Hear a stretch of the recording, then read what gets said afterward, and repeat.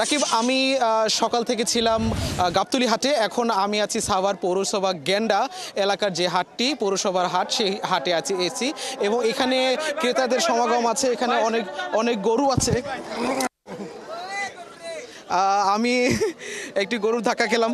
এখানে অনেক ক্রেতা আছে এবং গরু অনেক সুলভ মূল্যে পাওয়া যাচ্ছে বলে ক্রেতারা আমাকে জানিয়েছে। এবং এখানে এখানে অনেক ছোট বড় বড় সব ধরনের গরু এখানে পাওয়া যাচ্ছে।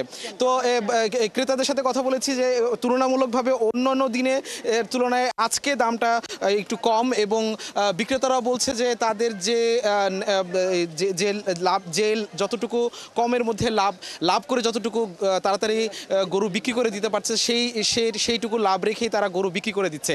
এখানে আমি একটি ব্যাপারীর কাছে এসেছি, তাদের সাথে একটু কথা বলতে চাই। আপনারা এখানে যে গরু বিক্রি করছেন কেমন দামে বিক্রি করছেন বা কেমন দাম আজকে আছে? যেহেতু প্রতি বছরের তুলনায় এবারে মোকাম যেটা মানে গ্রাম এলাকায় বা বিভিন্ন গ্রামের হাটে গরুর দাম কম, বাজারেও গরুর দাম কম, স্বাভাবিক বাজার। স্বাভাবিক বাজার। আপনারা দাম কি ঠিক আছে বা? হ্যাঁ, দাম ঠিক আছে। সচরাচর গরুর যোগান প্রচুর। এবার অন্যান্য বছরের তুলনায় নিউজ যেগুলো আমরা দেখতেছি, অন্যান্য বছরের তুলনায় গরুর যোগান পর্যাপ্ত পরিমাণ। আচ্ছা, গরু বিক্রি করেছেন এরকম কেউ আছে, ক্রেতা আছে? আচ্ছা, আমরা একটু ক্রেতাদের সাথে কথা বলার চেষ্টা করব, যারা এখানে গরু কিনেছেন এমন কারোর সাথে কথা বলার চেষ্টা করব যে কেমন দামে গরু আসলে কিনলেন, কোনটা কিনেছেন? এটা কিনেছি। এই গরুটা হ্যাঁ। কত পড়লো? 1,51,000 টাকা। 1,51,000 হ্যাঁ। টাকা। তো এই দামে কি সন্তুষ্ট এবং গরু কেমন?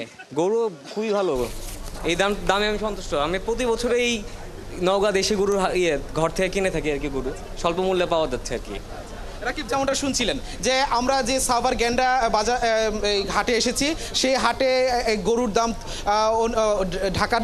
ঢাকার যে হাটগুলো আছে সেখানে এটা যেহেতু একটু মফস্বল এলাকা, এখানে একটু দাম আরও কম। তো এখান থেকে গরু যদি কেউ কিনতে চায় তাহলে ঢাকার চেয়ে কম দামে পাবে বলে বিক্রেতা এবং ক্রেতারাও বলছেন। অনেক ধন্যবাদ সবুজ, চমৎকার করে আসলে হাটের চিত্রটা দেখালেন এবং নিশ্চয়ই যারা গরু কিনতে বা যাবেন বা কেনার কথা ভাবছেন তারা আপনার কাছ থেকে তথ্যটা পেয়ে উপকৃত হবেন। আমাদের সঙ্গে ছিলেন সহকর্মী সবুজ মাহমুদ।